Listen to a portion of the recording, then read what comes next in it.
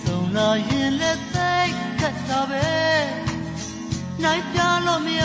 တဲ့စကားရရင်နဲ့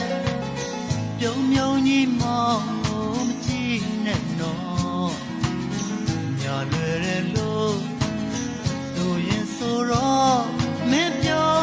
တွေ့ရင်သိချစ်တာပဲ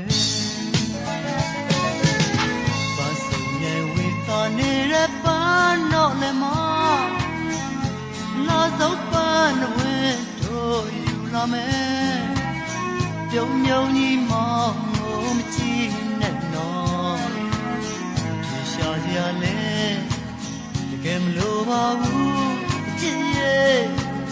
ပြုံပြုံကြီးမောင်း